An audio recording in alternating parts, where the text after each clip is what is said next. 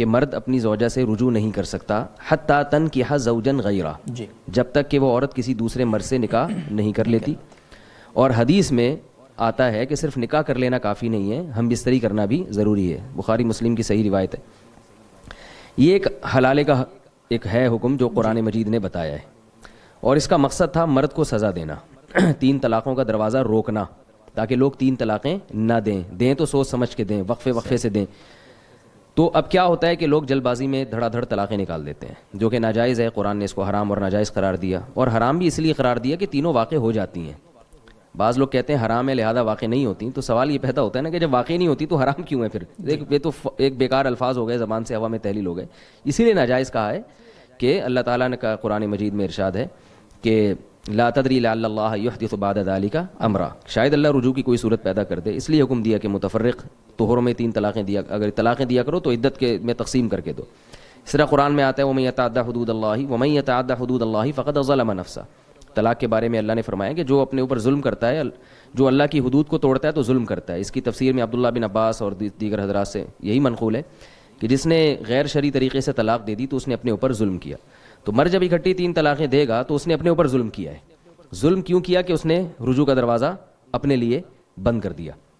اب وہ پچھتائے گا لیکن اس کو حاصل کچھ بھی نہیں ہوگا. اب ہو یہ رہا ہے کہ زمانے جاہلیت میں تو 3 کے بعد بھی رجوع کا حق تھا. اسلام نے کہا کہ 3 کے بعد رجوع کا حق نہیں ہے.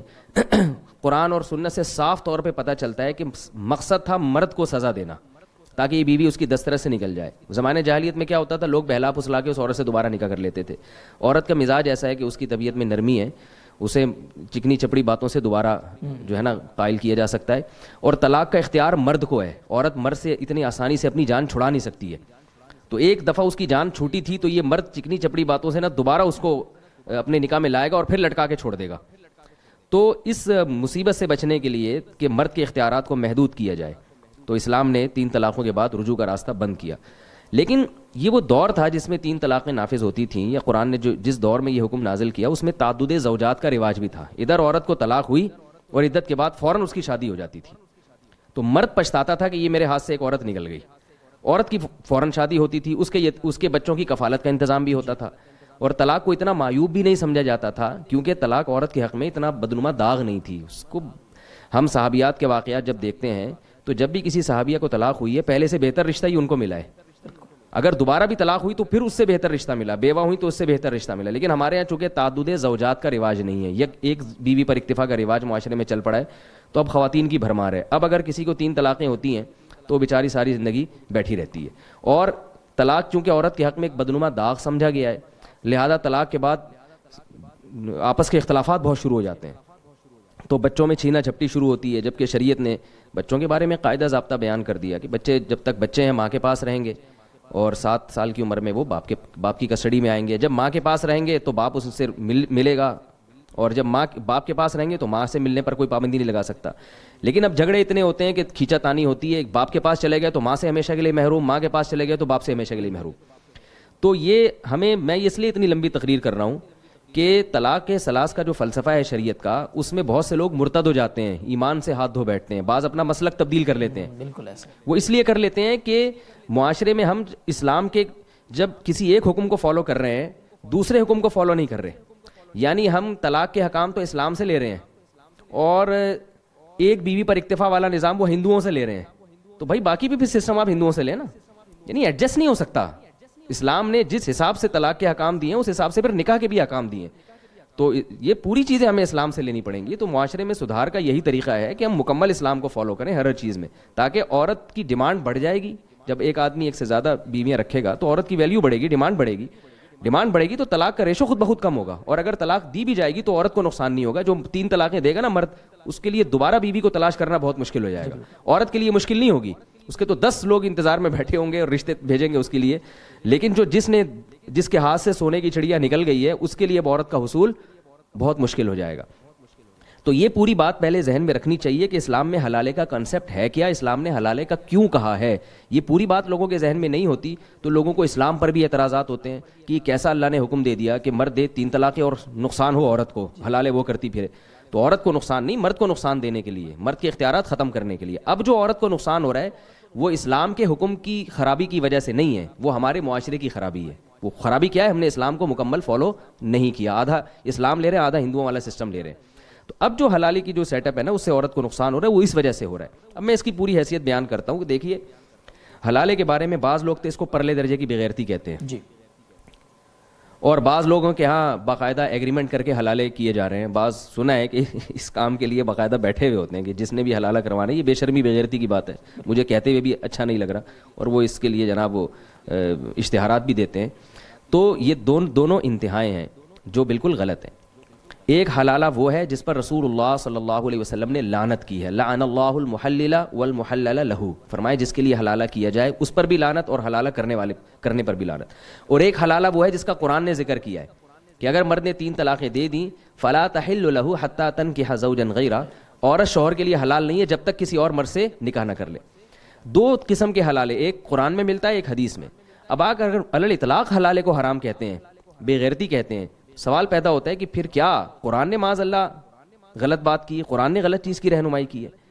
لوگ کہتے ہیں نا کہ یہ 3 طلاقوں کو نافذ کر دینا یہ حلالے کی رہنمائی ہے، خدا نخواستہ. تو اگر یہ حلالے کی طرف رہنمائی ہے تو پھر تو معاذ اللہ یہ کام قرآن نے بھی کیا ہے، تو آپ کیا قرآن پہ بھی الزام لگائیں گے؟ تو قرآن صاف لفظوں میں فتویٰ دے رہا ہے کہ اگر مرد نے 3 طلاقیں دے دی ہیں تو حلالہ کے بغیر عورت شوہر کے لیے حلال نہیں ہے. تو پتہ یہ چلا کہ حلالے میں ہم کو یہ فرق کرنا پڑے گا، ایک شرعی حلالہ اور ایک غیر شرعی حلالہ. غیر شرعی حلالہ جس پر حدیث میں لعنت ہے، یہ وہ حلالہ ہے جس میں عورت ایگریمنٹ کرے کسی مرد سے کہ میں آپ سے نکاح کر رہی ہوں اس شرط کے ساتھ کہ آپ ہم بستری کرنے کے بعد مجھے طلاق دے دیں گے. یہ وہ حلالہ ہے جس پر رسول اللہ صلی اللہ علیہ وسلم نے لعنت فرمائی ہے. اور ایک حلالہ جس کا قرآن نے ذکر کیا، یہ وہ حلالہ ہے جس میں ایگریمنٹ کے بغیر نکاح ہوتا ہے. اگر عورت کسی مرد سے نکاح کرتی ہے، پہلے سے کوئی ایگریمنٹ نہیں ہے، اور نکاح کے بعد وہ یہ سمجھتی ہے کہ میرے لیے پہلا والا شوہر زیادہ مناسب تھا، میں اس کے پاس جانا چاہتی ہوں، تو اس کے لیے دوسرے شوہر سے طلاق مانگنے میں کوئی حرج نہیں ہے. اس کے ناجائز ہونے کی کوئی دلیل نہیں ہمارے پاس.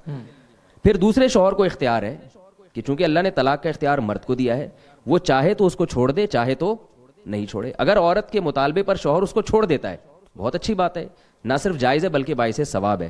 اس لیے کہ جب ایک عورت کا دل آپ کے ساتھ نہیں لگ رہا اور وہ اپنے پہلے شوہر کے ساتھ زندگی گزارنا چاہتی ہے تو اس میں کوئی حرج نہیں ہے. عبد الرحمن ابن عوف رضی اللہ تعالیٰ عنہ جب ہجرت کر کے مدینہ گئے ہیں، ایک انصاری صحابی نے دیکھا کہ ان کو بیچاروں کو کون رشتہ دے گا، یہ اجنبی ہیں.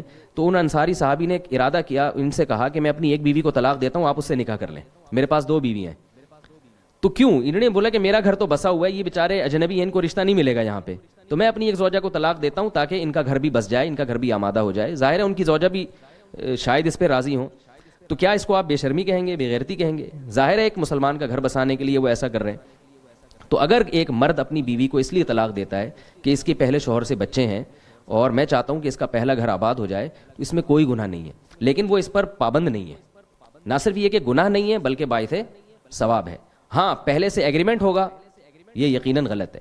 رہا ایک مسئلہ کہ دل میں اگر نیت ہے عورت کے دل میں نیت یہ ہے کہ میں اس شوہر سے بعد میں طلاق لے لوں گی، لیکن وہ اس نیت کا زبان سے اظہار نہیں کرتی، تو بھی کوئی گناہ نہیں ہے، اس لیے کہ یہ نیت چینج ہو سکتی ہے. جی، عورت کو اس نیت پر عمل کرنا واجب نہیں ہے.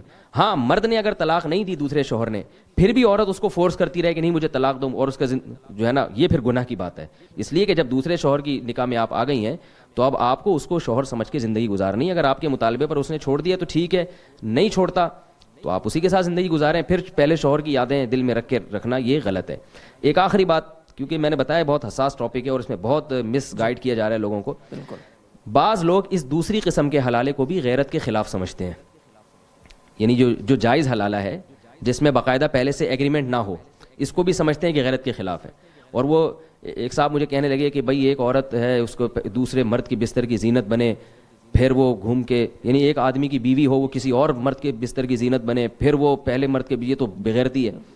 تو میں نے ان سے عرض کیا، جو میں JTR میڈیا کے حوالے سے بتانا چاہتا ہوں لوگوں کو بھی ایک بات ہے تاکہ صحیح اور غلط میں جو ہے نا ہم جو شریعت نے جس کو صحیح کہا ہے وہ صحیح ہے. دیکھیے جب ایک آدمی نے اپنی بیوی کو 3 طلاقیں دیں اور عدت بھی ختم ہو گئی اس کی، تو اب یہ اس کی بیوی نہیں ہے، اب یہ جس کے چاہے نکاح میں جائے. اس کو غیرت کے خلاف سمجھنا بے وقوفی ہے. کیا طلاق یافتہ عورت عدت کے بعد کسی مرد سے نکاح نہیں کر سکتی؟ پھر اس کو یہ کہنا کہ کسی اور کی بیوی تھی جو کسی اور کے نکاح میں جائے گی، کسی اور کی بیوی تھی نا، اب تھوڑی ہے. زید نے مثال کے طور پر اپنی بیوی کو طلاق دی اور عدت بھی پوری ہو گئی، اس نکاح کے سارے اثرات ختم ہو گئے. اب وہ زید کی جو سابقہ بیوی تھی جو اب نہیں ہے، وہ بکر سے بھی نکاح کر